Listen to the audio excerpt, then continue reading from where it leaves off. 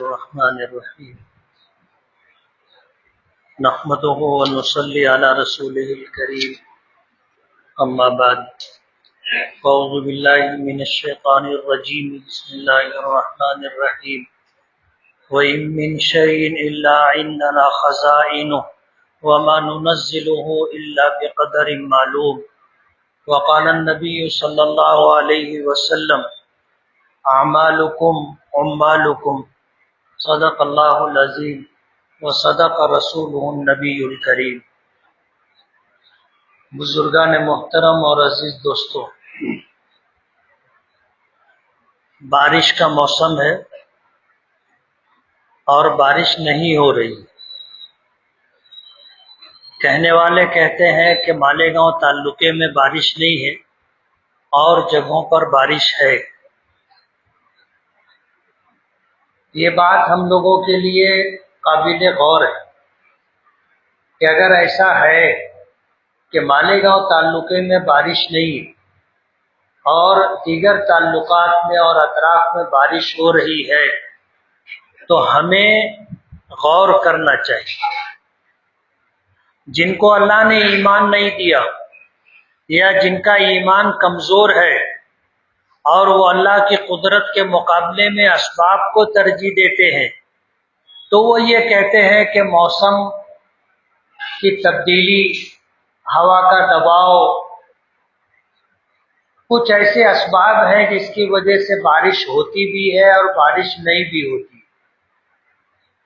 اور جو اہل ایمان ہے وہ اسباب پر نہیں مسبب الاسباب کی طرف رجوع ہوتے ہیں کہ اسباب کا بنانے والا تو اللہ ہے، اسباب کو پیدا کرنے والا اللہ ہے۔ اگر اللہ بارش دینا چاہے گا تو اسباب بن جائیں گے اور موجودہ اسباب بدل جائیں گے، اور جو بارش کی محرومی کے ساتھ ہم لوگ وقت گزار رہے ہیں انشاءاللہ باران رحمت کا نزول ہوگا۔ صحابہ کرام رضوان اللہ تعالی علیہم اجمعین نبی کریم صلی اللہ علیہ وسلم کے ساتھ سفر میں تھے۔ حدیث پاک میں آتا ہے کہ آپ نے حدیبیہ کے مقام پر فجر کی نماز پڑھائی، بارش ہونے لگی اور اچھی بارش ہوئی۔ حضور پاک صلی اللہ علیہ وسلم نے جب نماز مکمل فرمائی تو بڑی عجیب بات کہی۔ صحابہ کرام سے پوچھا کہ تمہیں معلوم ہے کہ ہمارے پروردگار نے کیا کہا ہے؟ صحابہ کرام کہنے لگے اللہ و رسولہ اعلم، کہ اس بات کو اللہ اس کا رسول جانتا ہے، بہتر جانتا ہے، ہمیں نہیں معلوم۔ حضور پاک صلی اللہ علیہ وسلم نے فرمایا کہ پروردگار نے یہ بات کہی ہے کہ صبح ہوئی اور بارش ہوئی تو کچھ لوگ ایمان کے ساتھ انہوں نے صبح کی اور کچھ لوگوں نے کفر کے ساتھ صبح کی۔ جن لوگوں نے یہ کہا کہ مطرنا بفضل اللہ و رحمتہ، کہ ہم پر بارش اللہ کے فضل اور اس کے کرم سے ہوئی ہے، تو وہ ایمان والے، وہ مجھ پر ایمان لائے اور انہوں نے ستاروں کا انکار کیا۔ اور جس شخص نے کہا کہ مطرنا بنوع کذا و کذا، کہ فلاں فلاں ستاروں کی وجہ سے بارش ہوئی ہے، اس نے میرے ساتھ کفر کیا اور ستاروں پر ایمان لائے۔ اس لیے ہم اہل ایمان ہیں، ہم بارش کے ہونے کو نہ ہونے کو اسباب کی طرف منتقل نہیں کر سکتے کہ ہوا کا دباؤ کم ہے اس لیے بارش نہیں ہو رہی ہے، یا موسمیاتی تبدیلی بارش کے حق میں نہیں ہے اس لیے بارش نہیں ہو رہی ہے۔ اپنے گناہوں کو نہ دیکھتے ہوئے، اپنے گناہوں کو پس انداز کر کے اسباب پر گفتگو کرنا، یہ اللہ کے اطاعت ایمان کے خلاف ہے۔ حضور پاک صلی اللہ علیہ وسلم کے ارشاد مبارک میں یہی بات ہے کہ اہل ایمان بارش کے ہونے نہ ہونے کو اللہ پاک کی طرف منسوب کرتے، اسباب کو دوش نہیں دیتے۔ اللہ کی رضا اور ناراضگی پیش نظر رکھتے ہیں. اور نبی کریم صلی اللہ علیہ وسلم نے ہمیں بتایا ہے کہ بارش ہوتی ہے تو کیوں ہوتی ہے، اور بارش اگر نہیں ہو رہی ہے تو کیوں نہیں ہو رہی ہے.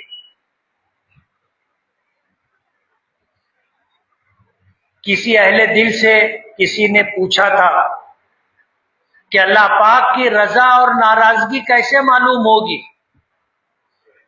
انہوں نے جواب دیا تھا کہ اگر موسم میں بارش ہو تو یہ ہے کہ اللہ ہم سے راضی ہے، اور اگر موسم میں بارش نہیں ہے اور بے موسم بارش ہو رہی ہے تو یہ علامت ہے کہ اللہ پاک ہم سے ناراض ہے. قرآن کریم میں اللہ پاک نے فرمایا کہ زمین سے جیسے اعمال اللہ پاک کی بارگاہ میں اوپر جاتے ہیں، اللہ پاک کے فیصلے اسی طرح کے نازل ہوتے. بارش اللہ پاک کی بہت بڑی نعمت ہے، اور سب سے بڑا سبب اللہ کی مخلوقات کو اور ہم انسانوں کو پانی ملے، اس کا بڑا سبب بارش ہے. اگر بارش ہوتی ہے تو پھر زمینوں میں پانی رہتا ہے، ندی میں، نالے میں، دریاؤں میں، اور زمین میں پانی اوپر ہوتا ہے. اور اگر بارش نہ ہو تو ظاہر بات ہے ندی نالے خشک ہو جاتے، اور زمین میں پانی کی جو طے ہوتی ہے وہ نیچے چلی جاتی، اور پھر اس کو نکالنا بندوں کے لیے مشکل ہو جاتا ہے. تو سب سے بڑا سبب بارش کا، پانی کا، بارش ہے. اور یہ پانی اللہ کی اتنی بڑی نعمت ہے کہ ہر چیز کی زندگی اللہ نے پانی پر رکھی. اللہ پاک فرماتے ہیں وَجَعَلْنَا مِنَ الْمَاءِ كُلَّ شَيْءٍ حَيٍّ أَفَلَا يُؤْمِنُونَ، کہ ہم نے ہر چیز کی زندگی پانی پر رکھی ہے. کیا اس کے بعد بھی لوگ ایمان نہیں لائیں گے؟ جن علاقوں سے لوگ ہجرت کر جاتے اور بستیاں اجڑ جاتی، عمارتیں کھنڈرات میں تبدیل ہو جاتی، اس کا سب سے بڑا سبب اس جگہ کے لوگوں کو پانی کا نہیں ملنا ہے. ظاہر بات ہے پانی کے بغیر زندگی نہیں ہے. اگر بارش نہ ہو اور زمین سے لوگوں کو پانی نہ ملے تو ظاہر بات ہے آدمی کتنے دن بغیر پانی کے رہے گا. چند گھنٹے بھی اگر پانی نہ ہو تو ہاہاکار مچ جاتی ہے، اور ہر طرف سے آواز آنے لگتی ہے کہ 4 گھنٹہ ہو گیا نل نہیں آیا، آدھا دن ہو گیا نل نہیں آیا، 24 گھنٹے ہو گئے نل نہیں آیا، 2 دن ہو گیا پانی نہیں آیا.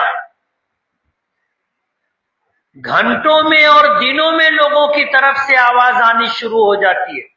اب جن علاقوں میں پانی ہی نہ ہو تو ظاہر بات ہے آدمی وہاں کیسے رہے گا اور زندگی کیسے باقی رہے گی. مجبور ہو کر لوگ آباد گھر چھوڑ کر کے ایسے علاقوں کی طرف چلے جاتے جہاں ان کو پانی ملتا ہے. لوگ اپنے مکانات، اپنی زمینیں، اپنی کھیتیاں، اپنے باغات، اپنی جائیداد سب کچھ چھوڑ کر کے چلے جاتے. تو پانی اللہ پاک کی بہت بڑی نعمت ہے،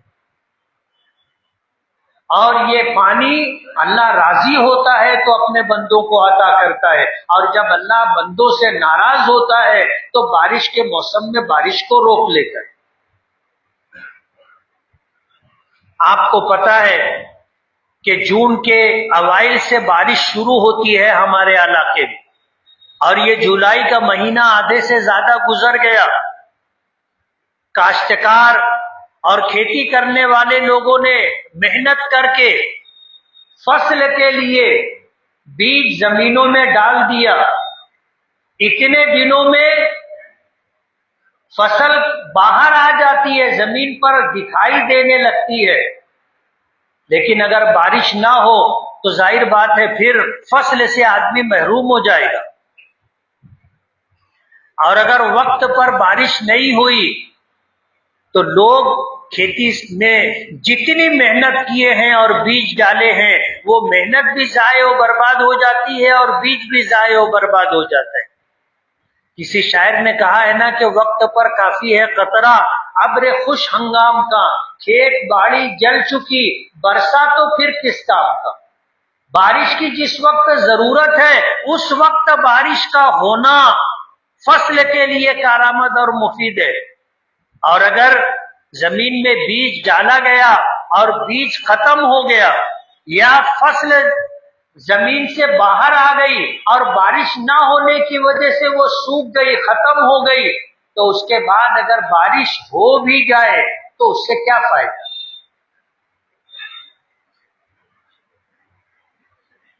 محکمہ موسمیات والے تو بارش کا موسم آنے سے پہلے یہ دعویٰ کر رہے تھے کہ اس سال بارش ضرورت سے زیادہ ہوگی، بارش زیادہ ہوگی، اس طرح کی پیشن گوئی کی جا رہی تھی، اور بارش کا موسم شروع ہونے سے پہلے بارش ہوئی بھی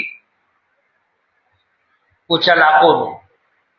لیکن جب موسم شروع ہوا اس کے بعد سے صورتحال کیا ہے آپ کو پتہ ہے؟ بارش کا نہ ہونا بھی مصیبت ہے اور بارش کا ضرورت سے زیادہ ہونا بھی مصیبت ہے۔ قرآن کریم میں اللہ پاک نے فرمایا کہ ہر چیز اللہ کے نزدیک اس کے خزانے میں موجود ہے۔ وَإِن مِّن شَيْءٍ إِلَّا عِندَنَا خَزَائِنُ، ہمارے خزانے میں ہر چیز موجود ہے۔ وَمَا نُنَزِّلُهُ إِلَّا بِقَدَرٍ مَّعْلُومٍ، لیکن ہم ہمیشہ جتنی ضرورت ہوتی ہے اتنی مقدار میں بارش کا نزول فرماتے۔ یہ اللہ کے قبضہ قدرت میں ہے، اور بارش پانے کے لیے سب سے بنیادی چیز یہ ہے کہ بندوں کے اعمال ایسے ہوں کہ اللہ بندوں سے راضی ہو، تو اللہ پاک اپنی رحمت کا نزول فرماتا ہے۔ حدیث پاک میں آتا ہے کہ جب لوگ ناپ تول میں کمی کرنے لگ جائے، دھوکہ دہی عام ہو جائے، ناپ تول میں کمی ہو، دھوکہ دہی عام ہو جائے، اور لوگ جھوٹ علل اعلان جھوٹ بولیں اور علل اعلان گناہوں کا ارتکاب کرے، زکوٰۃ ادا کرنے میں کوتاہی ہو، پوری پوری زکوٰۃ نہ دی جائے، تو اللہ پاک بارش کو روک لیتا ہے۔ اور بارش کا رک جانا اللہ کی رحمت سے محرومی۔ پانی ہماری زندگی ہے اور اسے اللہ نے زندگی کا سبب بنایا ہے۔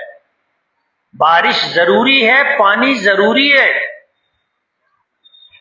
نبی کریم صلی اللہ علیہ وسلم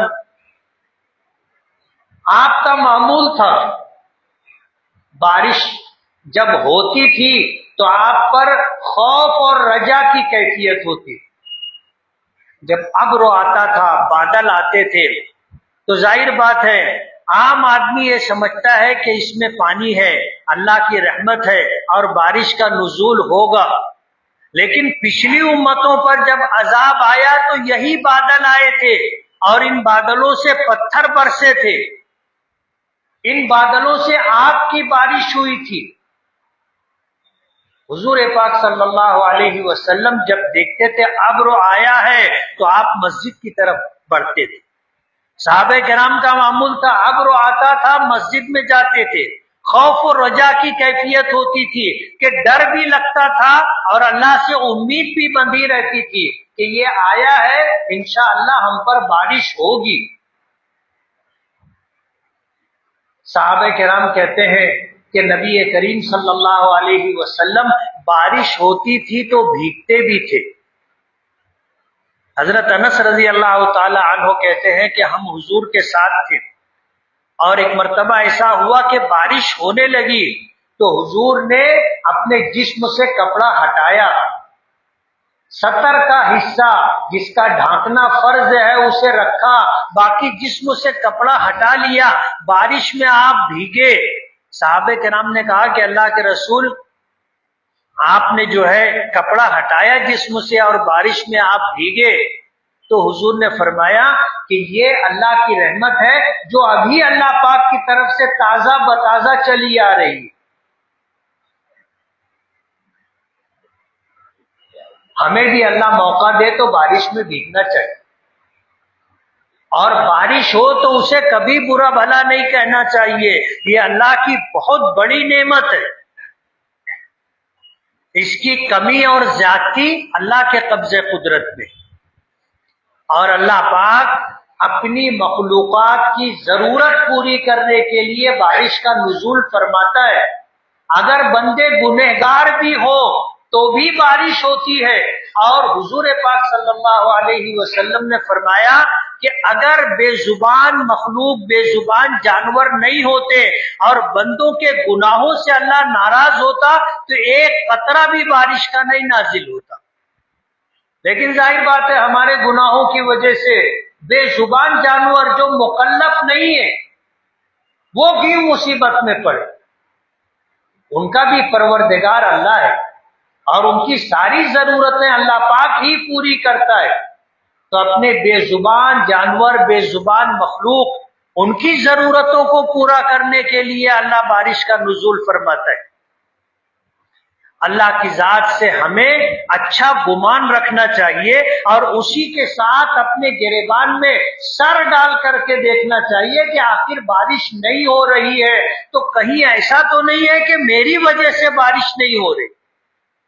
آج ہو یہ گیا ہے کہ آدمی دوسروں کو دیکھتا ہے کہ وہ ایسا کر رہا ہے، وہ ایسا کر رہا ہے، وہ ایسا کر رہا ہے، بارش نہیں ہو رہی، اپنے اعمال پر غور نہیں کرتا۔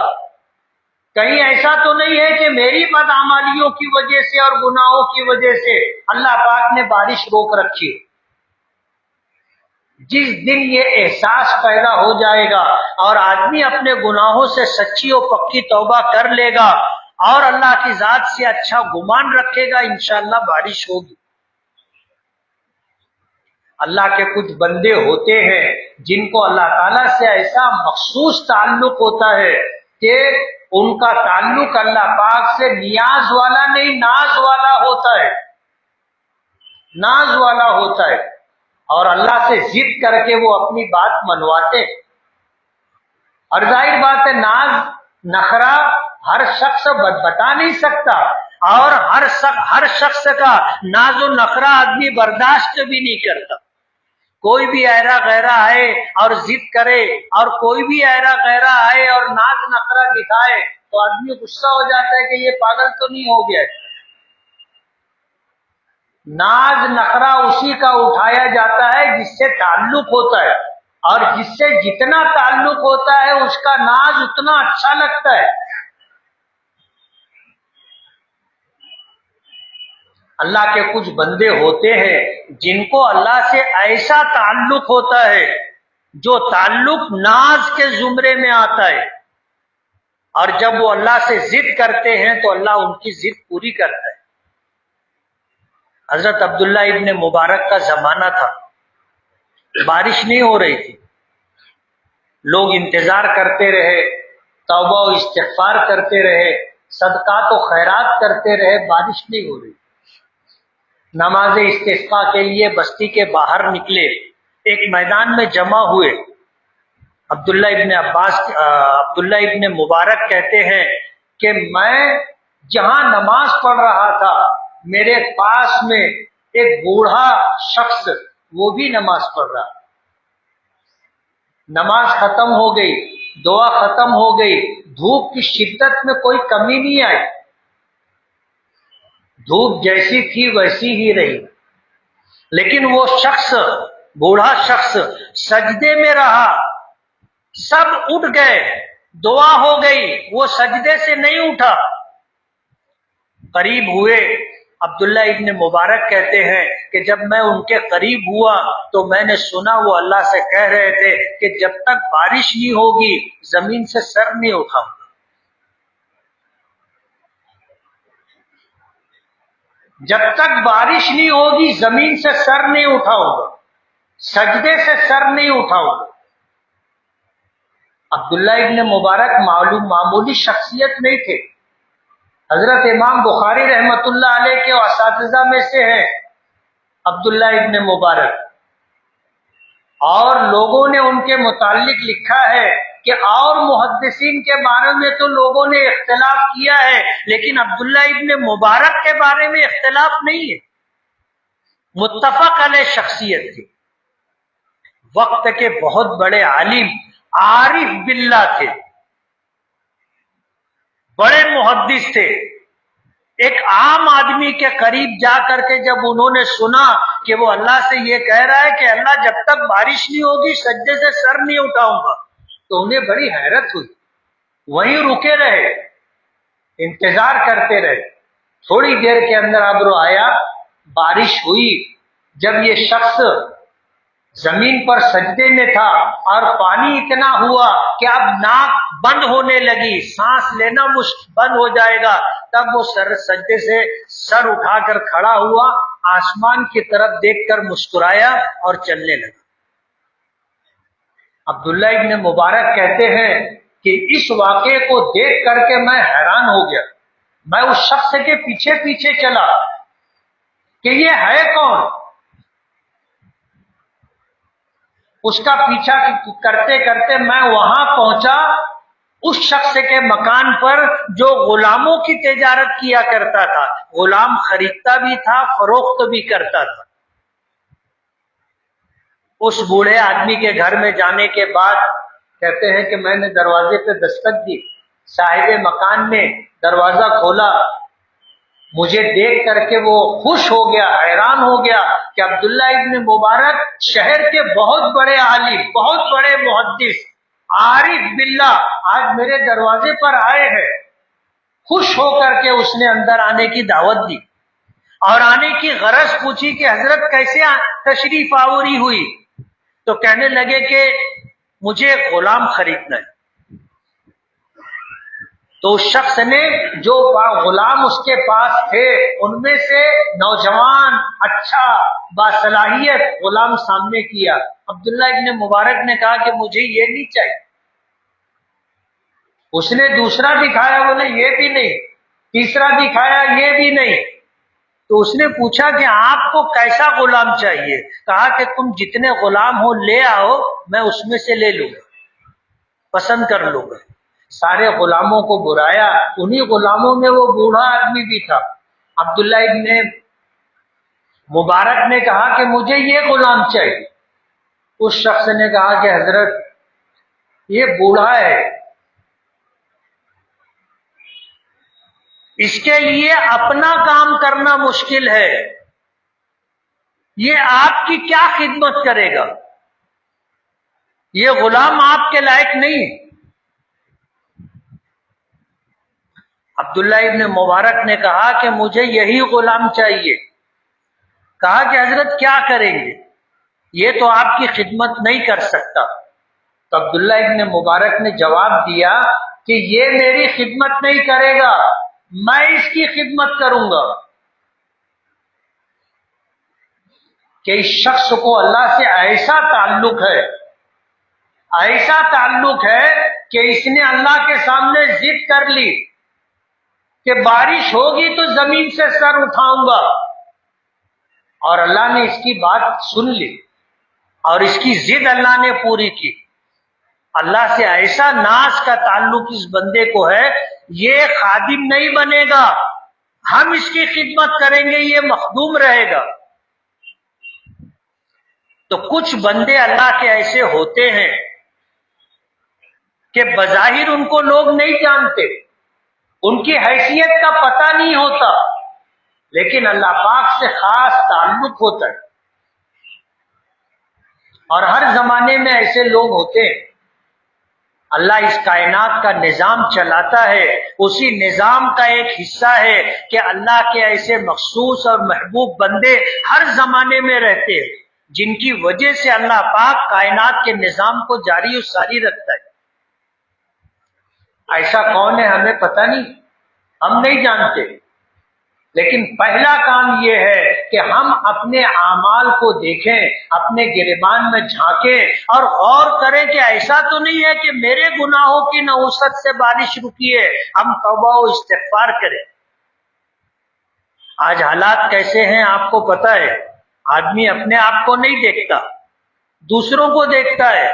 اپنے گناہوں کا محاسبہ نہیں کرتا، دوسروں کے حساب و کتاب کے چکر میں پڑا رہتا ہے۔ صحیح بات تو جانے دو، جھوٹی باتیں چلانا، افواہ پھیلانا، الزامات لگانا ایک عام بات ہو گئی۔ تھوڑی سی موہوم دنیا کے لیے کہ اگر میں ایسا کروں گا تو اور ایسا بولوں گا تو لوگ راضی اور خوش ہوں گے اور مجھے کچھ مالی فائدہ ہو جائے گا، موہوم دنیا کے لیے آدمی کچھ بھی کر رہا ہے۔ اس لیے اپنے اعمال کا جائزہ لے کر کے، ہر آدمی ہم میں سے گنہگار ہے، ہم میں سے کوئی اس بات کا دعویٰ نہیں کر سکتا کہ میں بے گناہ ہوں اور میں ہر اعتبار سے پاک و صاف ہوں۔ اللہ کی ستاری ہے کہ ہم سب کے گناہوں پر، عیبوں پر اللہ نے پردہ ڈال رکھا ہے، اور اللہ اگر یہ پردہ ہٹا لے تو ظاہر بات ہے ہم میں سے کوئی کسی کو دیکھنا پسند نہیں کرے گا اور کوئی کسی کو سلام کرنا گوارا نہیں کرے گا۔ یہ تو اللہ کا کرم ہے کہ اس نے ستاری فرمائی ہے اور ہم سب لوگوں کے درمیان اچھے سمجھے جاتے۔ ابھی کچھ دنوں پہلے اتفاق ایک دعا میری نظر سے گزری، اور جب میں اس دعا کو دیکھا تو دن بھر وہ دعا پڑھتا رہا۔ وہ دعا تھی اللہم اجعلنی خیرا مما یظنون، حضور کی دعاؤں میں سے ایک دعا ہے کہ اللہ مجھے لوگوں کے گمان سے اچھا بنا دے۔ لوگ مجھ کو اچھا سمجھتے ہیں لیکن میں کیا ہوں مجھے پتا ہے اور آپ جانتے ہیں، اس لیے لوگ میرے متعلق جو گمان کرتے ہیں آپ مجھے اس سے بہتر اور اچھا بنا دیں۔ اللہم اجعلنی خیرا مما یظنون، کہ اللہ میرے متعلق جو لوگ جو گمان کرتے ہیں تو مجھے اس سے بہتر بنا، اس سے اچھا بنا۔ اور اللہ کے لیے کچھ بھی مشکل نہیں۔